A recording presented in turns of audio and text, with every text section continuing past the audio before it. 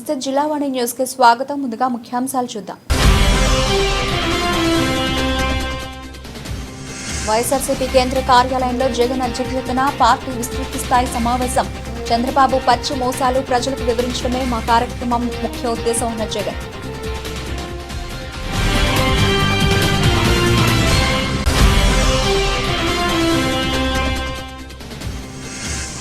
మచిలీపట్నంలో నిర్వహించిన ఉత్తమ కార్యకర్తల సమావేశం. కూటమి ప్రభుత్వ విజయాలను జూలై 2 నుంచి ఇంటింటికి తీసుకెళ్లాలని మంత్రి నారా లోకేష్ సూచన.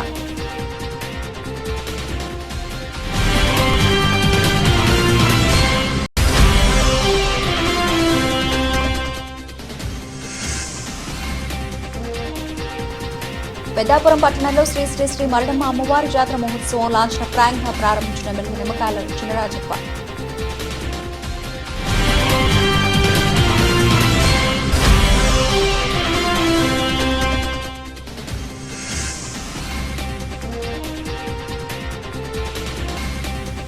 నవఖండ్రవాడ గ్రామంలో జరిగిన అగ్ని ప్రమాదం. సిద్ధాంతపు భగవాన్ దాస్ కు చెందిన టాటాకు ఇల్లుదంతా.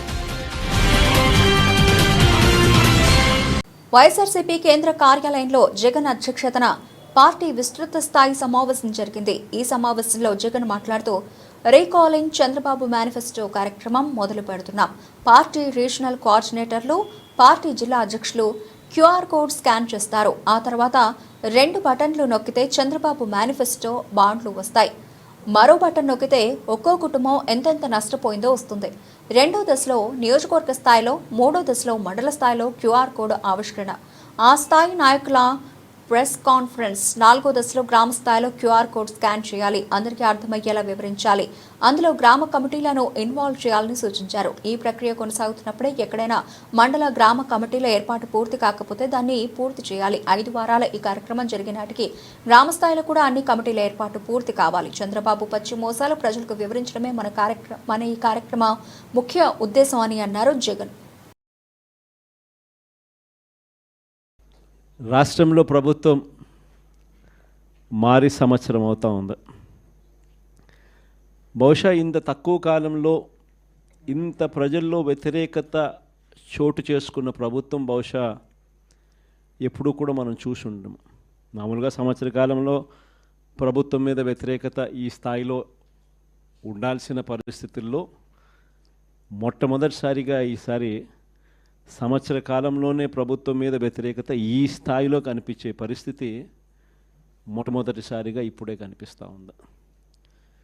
అంత తక్కువ కాలంలోనే ఇంత దారుణమైన ప్రజా వ్యతిరేకత చంద్రబాబు నాయుడు గారి ప్రభుత్వంలో ఈరోజు కనిపిస్తూ ఉన్న నేపథ్యంలో చంద్రబాబు నాయుడు గారు ఈ వ్యతిరేకత మధ్య ప్రజలకు మంచి చేయాల్సింది పోయి మంచి అన్నది పక్కకి వెళ్ళిపోయింది కాబట్టి అబద్ధాలు, మోసాలు మాత్రమే మిగిలాయి కాబట్టి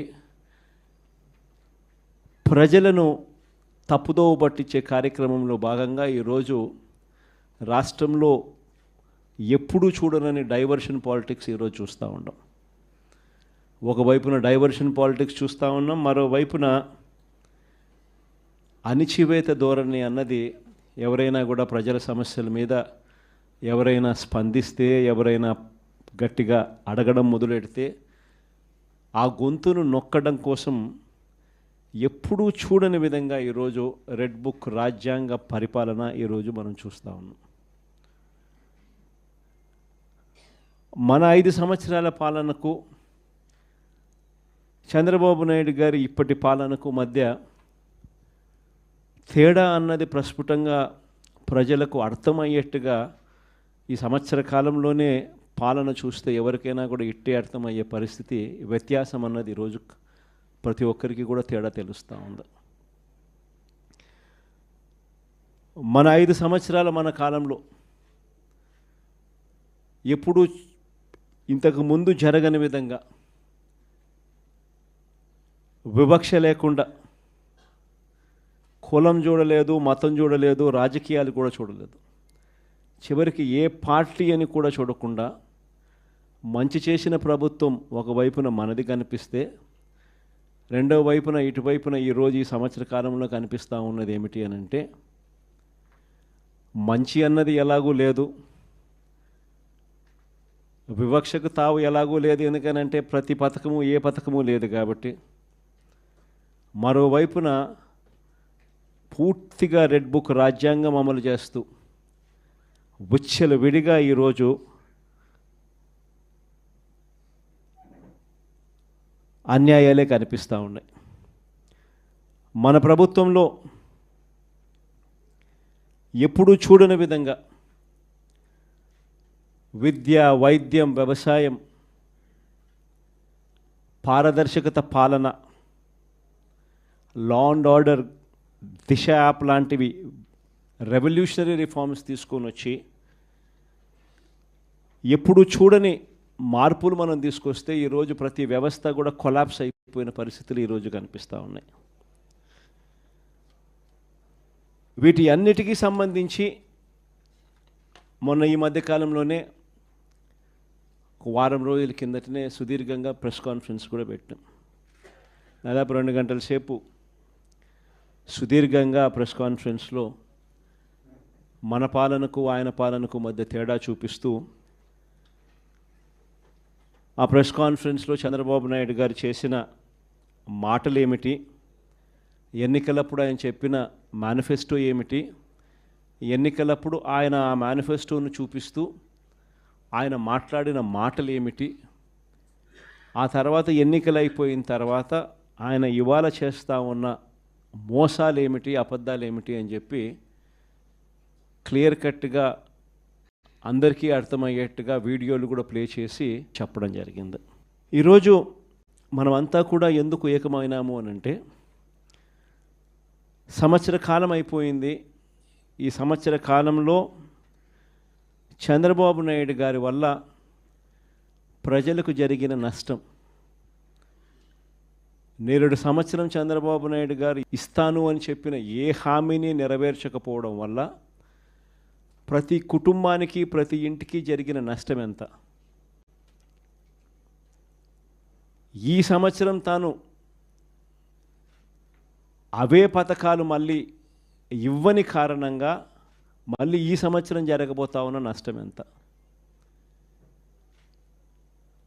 రెండవది, మన ప్రభుత్వం కొనసాగి ఉండింటే ప్రజలకు అన్ని పథకాలు అందుతూ ఉన్న పరిస్థితుల మధ్య ఆ పథకాలన్నీ రద్దయిపోయిన పరిస్థితులు. ఒకవైపున ప్రజలకు అందుతూ ఉన్న పథకాలన్నీ రద్దు. ఇకపై ప్రతిరోజు ప్రజలు, కార్యకర్తలతో మాట్లాడి ఫీడ్బ్యాక్ తీసుకుంటామని మంత్రి నారా లోకేష్ అన్నారు. మచిలీపట్నంలో నిర్వహించిన ఉత్తమ కార్యకర్తల సమావేశంలో లోకేష్ మాట్లాడుతూ కూటమి ప్రభుత్వ విజయాలను జూలై 2 నుండి ఇంటింటికి తీసుకెళ్లాలని సూచించారు. కూటమిలో మనది పెద్దన పాత్ర అని, సమన్వయంతో ముందుకు సాగాలన్నారు. ఓర్పు, సహనంతో ప్రజల్లోకి వెళ్లి సమస్యల పరిష్కారానికి కృషి చేయాలని కార్యకర్తలకు తెలిపారు. ఇకపై పార్టీ అధినేత చంద్రబాబు నాయుడు తాను ప్రతిరోజు 5 ప్రజలు, 5 కార్యకర్తలతో మాట్లాడి ప్రభుత్వ కార్యక్రమాల అమలు తీరు, పార్టీ అంతర్గత సమస్యలపై ఫీడ్బ్యాక్ తీసుకుంటామని అన్నారు. కమ్యూనికేషన్ గ్యాప్ వల్ల కొన్ని సమస్యలు తలెత్తుతున్నాయని, పార్టీ కోసం కష్టపడిన ఏ ఒక్క కార్యకర్తను విస్మరించేది లేదని స్పష్టం చేశారు. జై తెలుగుదేశం. వేదిక మీద పెద్దలందరికీ పేరు పేరున నా హృదయపూర్వక నమస్కారాలు. ప్రత్యేకంగా వేదిక మీద ఇద్దరితో దగ్గరగా పనిచేసిన వాడిని, అంటే మిగతా వాళ్ళందరితో కలిసికట్టుగా పనిచేసిన ఇద్దరితో దగ్గరగా పనిచేసిన వ్యక్తిని. మొదటిది మాజీ ఎమ్మెల్సీ రాజు గారు. 2019 ముందల ఆయనకు మనం ఎమ్మెల్సీ ఇచ్చాం, గౌరవించాం. ప్రభుత్వం మారిన తర్వాత ఎట్టి పరిస్థితుల్లో మన ఎమ్మెల్సీని కొనేదానికి ఆనాటి పాలకులు ప్రయత్నించారు. అమరావతి బిల్ని ఎట్టి పరిస్థితుల్లో కౌన్సిల్లో పాస్ చేయాలని ఒక్కొక్కరికి ఫోన్ చేసి వాళ్ళు డబ్బులు ఇస్తాం, భూమి ఇస్తాం, మళ్ళీ తిరిగి మిమ్మల్ని ఎమ్మెల్సీ చేస్తామంటే 3 మినహా మిగతా వాళ్ళందరూ ఒకే నినాదం, అది జై తెలుగుదేశం, జై చంద్రబాబు గారు నిలబడ్డారు. నా కౌన్సిల్లో చాలా విషయాలు మీకు తెలియవు, ఎందుకంటే కెమెరా ఎప్పుడు మా వైపు తిరిగేది కాదు, ఎప్పుడు అధికార వైపే ఉండేది ఆ కెమెరా. కానీ కొన్ని విషయాలు కౌన్సిల్లో నా పైన దాడి చేశారు. ఇక్కడన్నా వీడిపైన దాడి చేస్తే తగ్గుంటాడు అనుకున్నారు, కానీ వాళ్ళకి అర్థం వల్ల, ఎందుకంటే ఒక రాజుగారు, ఒక బీదా రవిచంద్ర యాదవ్, ఒక బీటెక్ రవిని దాటుకున్న తర్వాతనే లోకేష్ దగ్గరికి వెళ్ళాలి.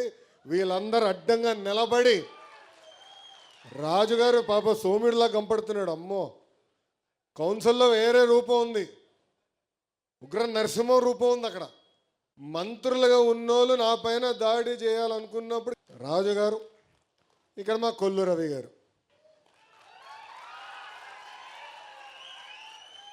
నేను రవణకి ఎప్పుడు ఒక మాట చెప్పాను, అన్న నువ్వు చాలా స్లో అన్నా అని.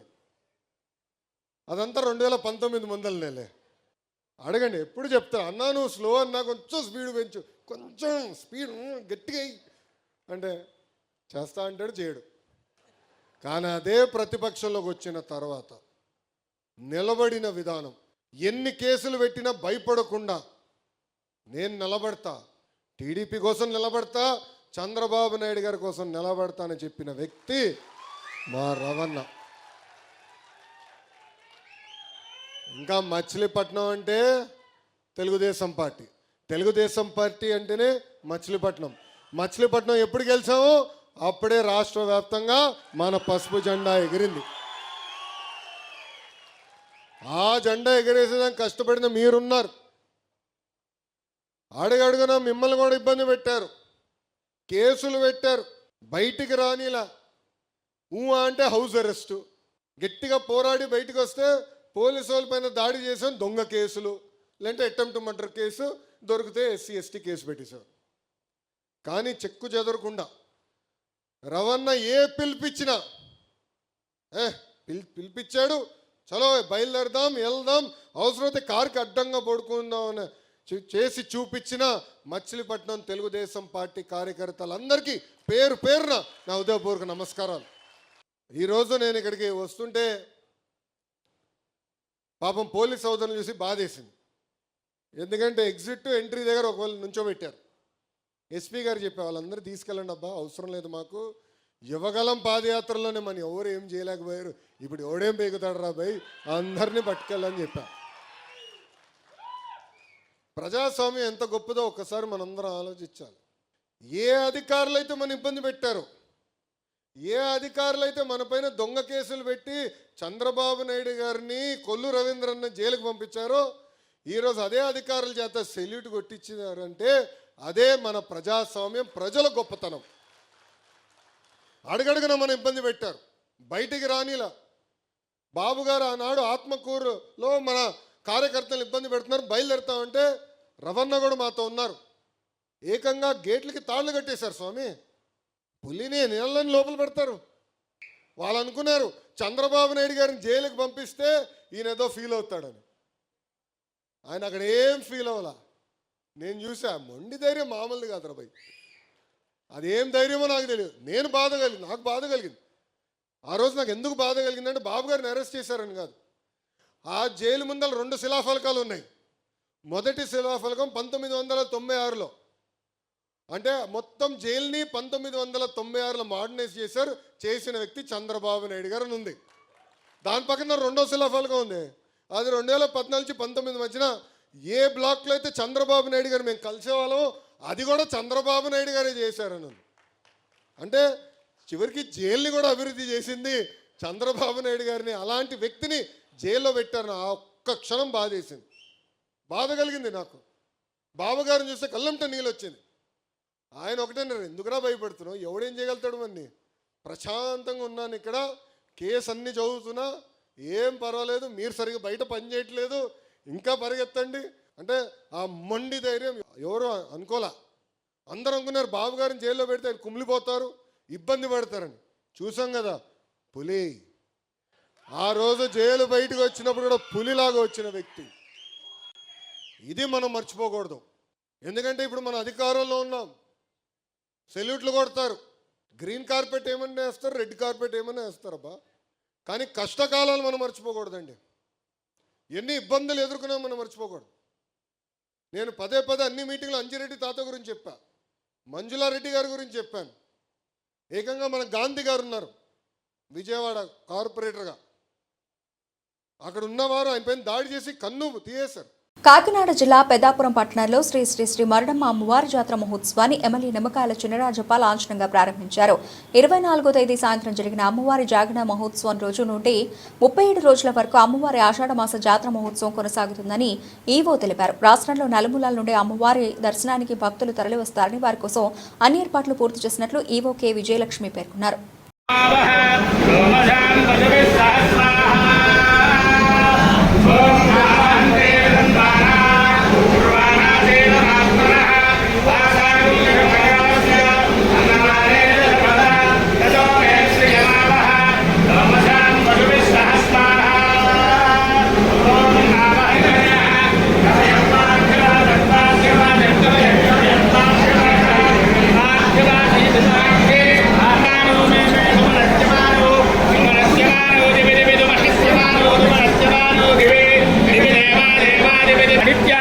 పిఠాపురం మండలంలోని నవఖండ్రవాడ గ్రామంలో జరిగిన అగ్ని ప్రమాదంలో సిద్ధాంతప్ప భగవాన్ దాస్ కు చెందిన తాటాకు ఇల్లు దగ్ధమైంది. ఈ అగ్ని ప్రమాదంలో ఇంటిలోని వంట సామాన్లు, బట్టలు, ఫర్నిచర్ తదితర వస్తువులు అగ్నికి ఆహుతయ్యాయి. ప్రమాద వార్త తెలిసిన వెంటనే పిఠాపురం అగ్నిమాపక సిబ్బంది ఘటనా స్థలానికి చేరుకుని మంటలను అదుపు చేశారు. ఎలక్ట్రికల్ షార్ట్ సర్క్యూట్ కారణంగా ఈ ప్రమాదం జరిగిందని, సుమారు 6 లక్షల రూపాయల ఆస్తి నష్టం సంభవించినట్లు పిఠాపురం ఫైర్ స్టేషన్ అధికారి డి రామకృష్ణరాజు తెలిపారు. కాగా ఈ విషయం తెలుసుకున్న పిఠాపురం నియోజకవర్గ జనసేన పార్టీ ఇన్ఛార్జ్ మరెడ్డి శ్రీనివాసరావు సర్వస్వం కోల్పోయి కట్టుబట్టలతో ఉన్న భగవాన్ దాస్ కుటుంబాన్ని పరామర్శించి ఆర్థిక సహాయం అందించారు. భగవాన్ దాస్ కుటుంబానికి మరెడ్డి శ్రీనివాసరావు తక్షణ సాయంగా 10,000 రూపాయలు అందజేశారు. అంతేకాక 5 బస్తాల బియ్యం, నిత్యావసర వస్తువులు, కూరగాయలు, గ్యాస్ స్టవ్, వంట సామాగ్రి, పిల్లలకు వస్త్రాలు మరెడ్డి శ్రీనివాసరావు అందించారు. కార్యక్రమంలో జనసేన పార్టీ నాయకులు చెల్లుబోయిన సతీష్, ఆగంటి ప్రభాకర్, ఊటా నానిబాబు తదితరులు పాల్గొన్నారు.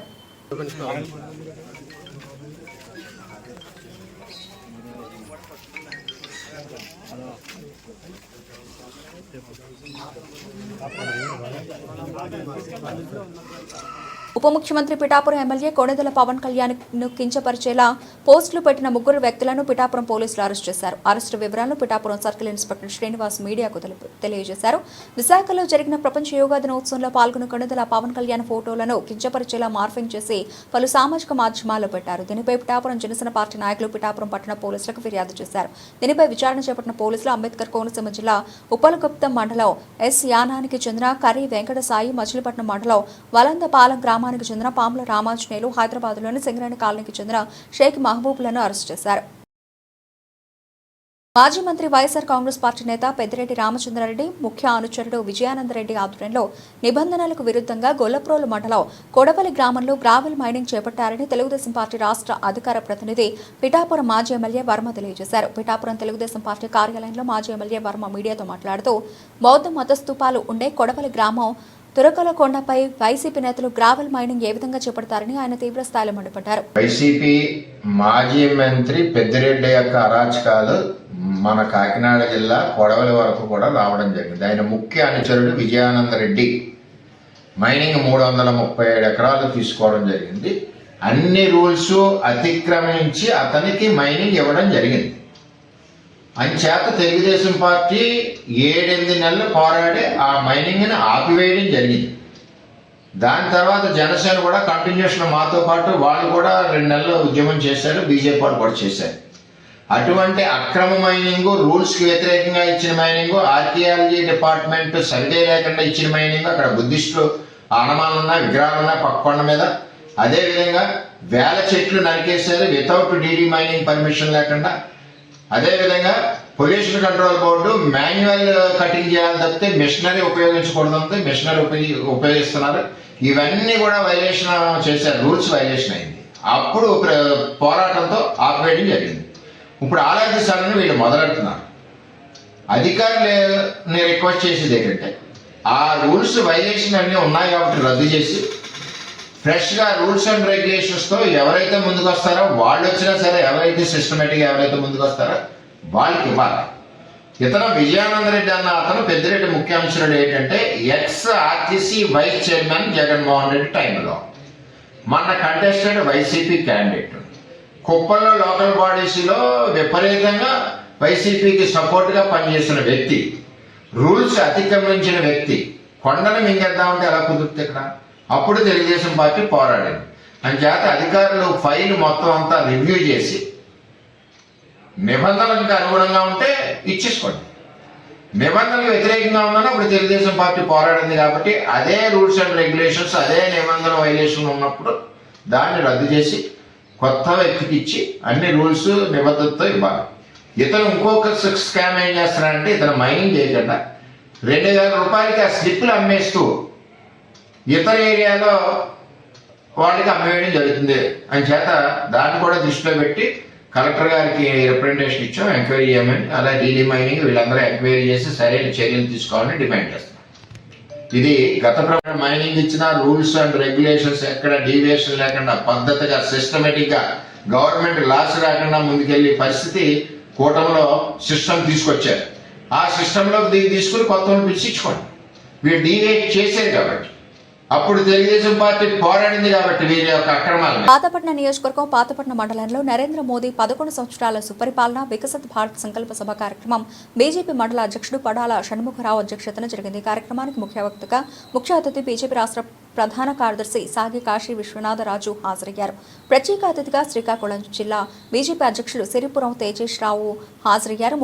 ముఖ్య వక్త మాట్లాడుతూ 11 సంవత్సరాల సుపరిపాలన నరేంద్ర మోదీ మన రాష్ట్రానికి ఎన్నో వేల కోట్ల నిధులు కేటాయించి ఈ రాష్ట్ర అభివృద్ధికి దోహదపడుతున్నారని, ఈ దేశ ప్రజలకు ఎనలేని సేవలు చేస్తున్నారని, ఈ 11 సంవత్సరాల్లో ఎన్నో సంస్కరణలు తీసుకొచ్చి ఆర్టికల్ 370 రద్దు కానీ, ఒక వక్ఫ్ బోర్డు బిల్లు కానీ, త్రిపుల్ తలాక్ కానీ, అయోధ్య రామ మందిరం కానీ, మొన్న జరిగిన ఆపరేషన్ సింధూర్ కానీ, మహిళలకు 33% రిజర్వేషన్స్ కానీ ఎన్నో నిర్ణయాలు ఈ దేశం ప్రపంచ దేశాల్లో కన్నా అగ్రగామిగా ఉండడానికి ప్రపంచ ఆర్థిక వ్యవస్థలో ప్రస్తుతం 4వ స్థానంలో ఉన్నామని, మున్ముందు ఆర్థిక వ్యవస్థలో 3వ స్థానం కూడా చేరుకోగలమని, నరేంద్ర మోదీ ద్వారా అది సాధ్యమని అన్నారు.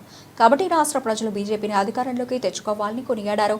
కార్యక్రమంలో బీజేపీ సీనియర్ నాయకులు రాష్ట్ర సేల్స్ అండ్ డిపార్ట్మెంట్ ప్రభారి పైడి వేణుగోపాల్, కార్యక్రమ ఇన్ఛార్జ్ జిల్లా ప్రధాన కార్యదర్శి సలానా రాఘవ, రవితేజ డెవలపర్స్ ఎండి సింహాచలం, డాక్టర్ పైడి సింధూరా, ఆక్సిఫోర్జ్ రాజు, డాక్టర్ గోకవలస రాజు, న్యాయవాది లూకాలపు యుగంధర్, ఎక్స్ ఆర్మీ టంకాల రామారావు, 5 మండలాల బీజేపీ నాయకులు, కార్యకర్తలు, జిల్లా నాయకులు, కార్యకర్తలు, మోర్చాల నాయకులు, కార్యకర్తలు పాల్గొన్నారు.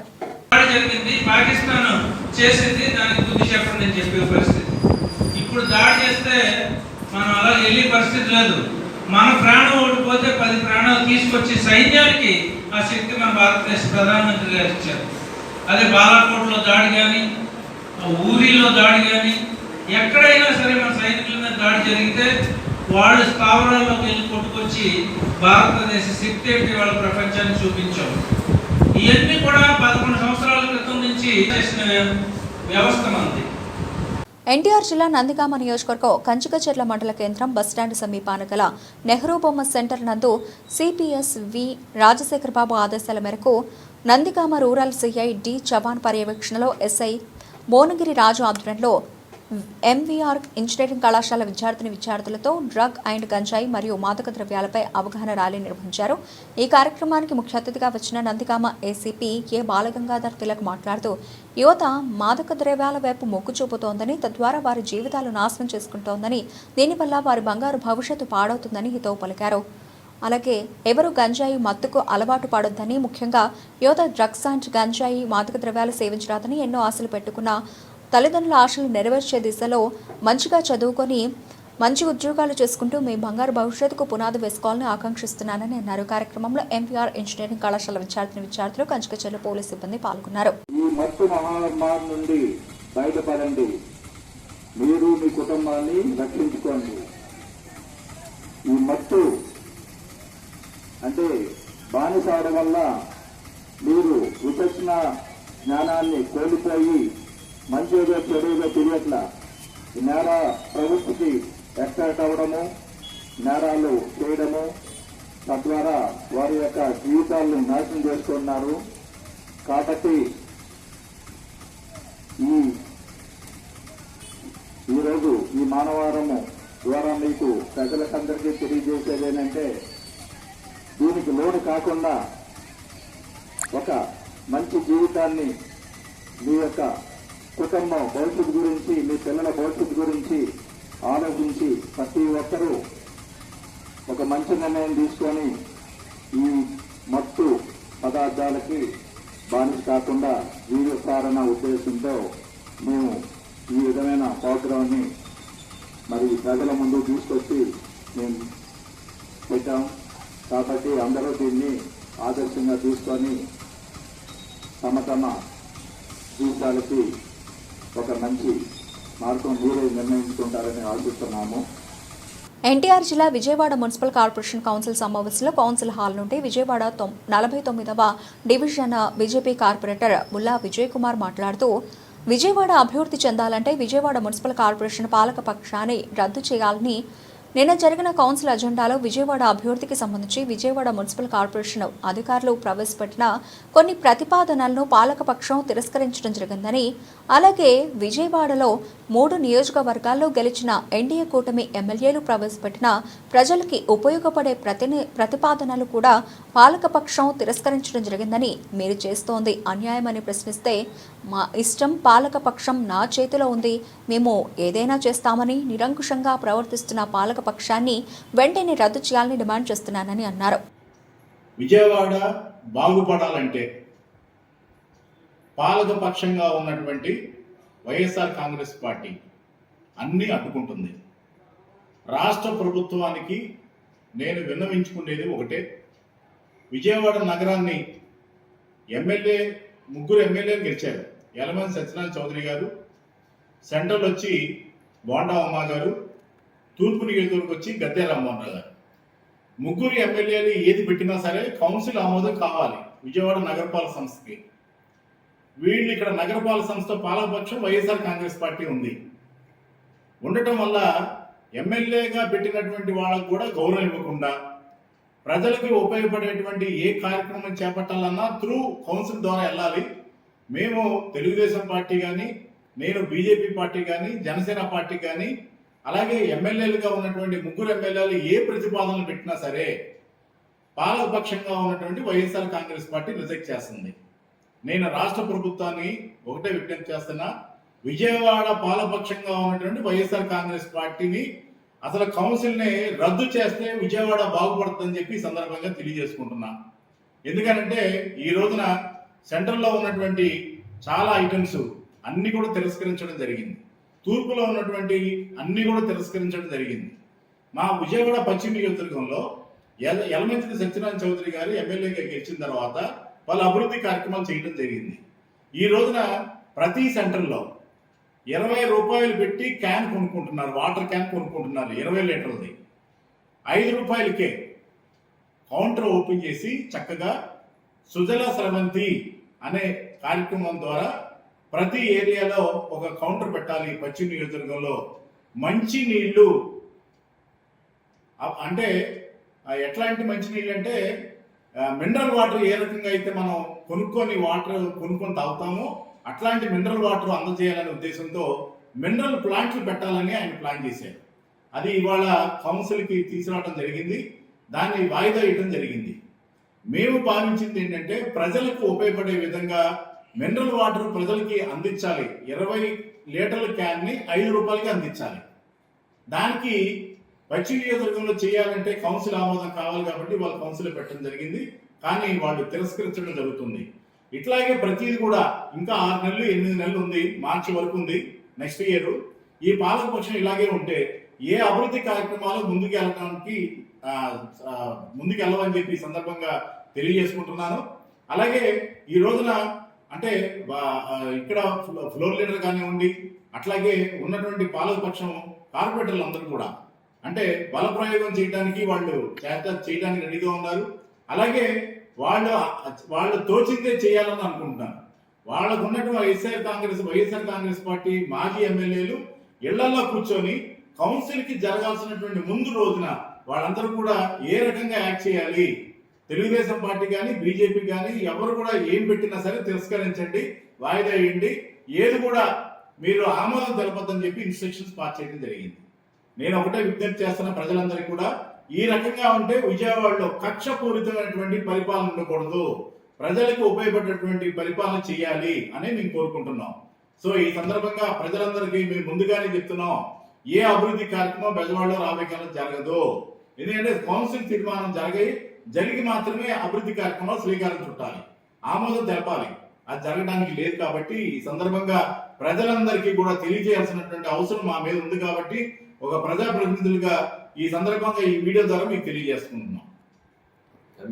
రాష్ట్ర ప్రభుత్వం అలాగే ఇక్కడ ఉన్నటువంటి మా బెజవాడ తెలుగుదేశం పార్టీగా అత్యధిక మెజార్టీతో గెలిచిన ఎంపీ గారికి, ఇక్కడ గెలిచినటువంటి ఎమ్మెల్యేలకి ఒకటే విజ్ఞప్తి చేస్తున్నా. ఈ పాలకపక్షం వైఎస్ఆర్ కాంగ్రెస్ పార్టీ పాలకపక్షాన్ని రద్దు చేయాలి.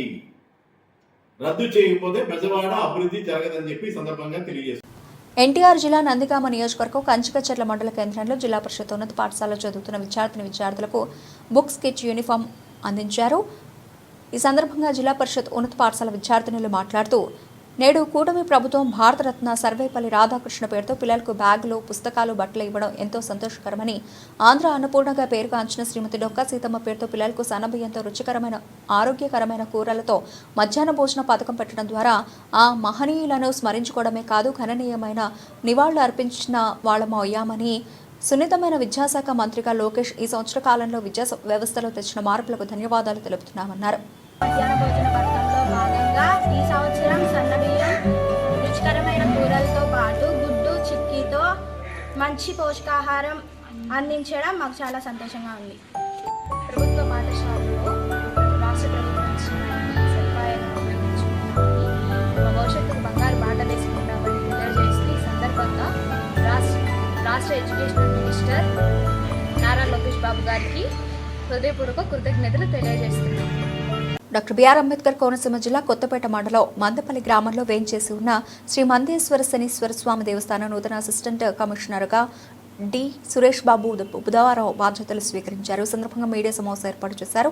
ఆయన మాట్లాడుతూ, మందపల్లి శనీశ్వర స్వామికి స్వచ్ఛమైన నువ్వుల నూనెతో అభిషేకం చేస్తే సకల దోషాలు పోతాయని, మౌలిక వసతులపై పూర్తిగా దృష్టి పెడతానని, దేవస్థానంలో జరిగే భక్తుల దర్శనాల విషయంలో నిష్పక్షపాతంగా వ్యవహరిస్తానని, రాబోయే రోజుల్లో దేవాలయానికి సంబంధించి భక్తుల సౌకర్యార్థం ప్రత్యేక సదుపాయాలు కల్పించడానికి తీవ్రంగా కృషి చేస్తానని, రాబోయే పుష్కరాలను దృష్టిలో పెట్టుకుని ఆలయ కమిటీ పెద్దలతో ఆలోచన చేసి ఆలయ అభివృద్ధి పనులలో భాగంగా పుష్కరాల నిధులతో డార్మెటరీ రూములు, విశ్రాంతి భవనాలు, అభిషేక మండపం ఏర్పాటు చేస్తామని, స్థానిక ఎమ్మెల్యే సూచనలతో దేవస్థానం అభివృద్ధికి కృషి చేస్తానని అన్నారు.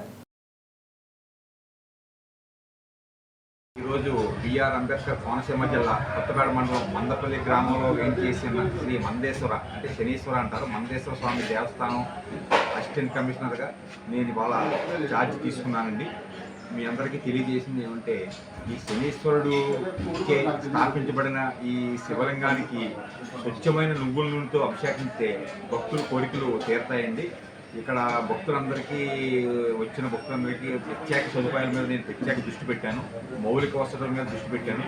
గౌరవనీయులు ఎమ్మెల్యే బండారు సత్యానందరావు గారు కూడా ప్రత్యేకమైన దీని మీద దృష్టి పెట్టి తగిన చర్యలు తీసుకోమని నన్ను ప్రోత్సహిస్తున్నారు. ఆయనకి ఎమ్మెల్యే గారు కూడా నా ప్రత్యేక కృతజ్ఞతలు. ఈ మందేశ్వర స్వామి దేవస్థానం యందు శని త్రయోదశి పర్వదినాలలో వచ్చి అక్టోబర్లో వచ్చినాయండి. ఆ శని త్రయోదశికి భక్తులందరికీ ప్రత్యేక సదుపాయాలు కల్పించడానికి తీవ్రంగా కృషి చేస్తున్నాము డిపార్ట్మెంట్ పెద్దలతో. ఇక్కడ ప్రత్యేకంగా అభిషేక మండపం కడదామని ప్లాన్ చేస్తున్నామండి. వచ్చే పుష్కరాల నిధులు కూడా తీసుకుని అభిషేక మండపం, భక్తులు విశ్రాంతి గదులు, భక్తుల యొక్క బ్యాగులు కానీ ఇతర సామాగ్రి కానీ దాయడానికి ప్రత్యేక డార్మెటరీ హాల్స్ అలాంటి నిర్మాణం చేయడానికి చూస్తున్నామండి. వెనకాల కూడా ఒక ఆఫీస్ రూమ్ కట్టడానికి చూస్తున్నాము. భక్తుల దృష్టిలో పెట్టుకుని ప్రత్యేకమైన దృష్టి ఎమ్మెల్యే గారి చొరవతో ప్రత్యేకంగా నేను తీసుకుంటున్నానండి. బులెటిన్ ముగించే ముందు హెడ్లైన్స్ మరోసారి. వైఎస్ఆర్సీపీ కేంద్ర కార్యాలయంలో జగన్ అధ్యక్షతన పార్టీ విస్తృత స్థాయి సమావేశం. చంద్రబాబు పచ్చి మోసాలు ప్రజలకు వివరించడమే మా కార్యక్రమం ముఖ్య ఉద్దేశం అన్న జగన్.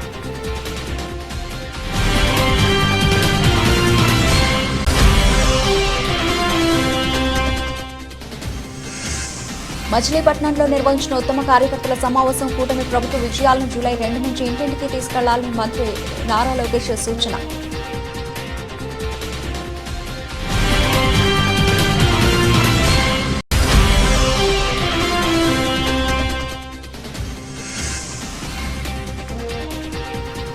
పెద్దాపురం పట్టణంలో శ్రీ శ్రీ శ్రీ మరడమ్మ అమ్మవారి జాతర మహోత్సవం లాంఛనప్రాయంగా ప్రారంభించిన ఎమ్మెల్యే నిమ్మకాయల చినరాజప్ప.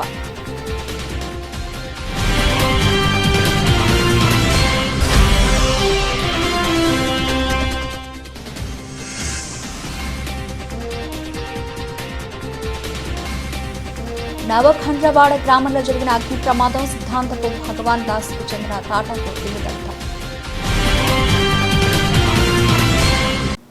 ఇవి ఇప్పటివరకు నవల్సిన అప్డేట్స్. కీప్ వాచింగ్ జిల్లావాడ న్యూస్.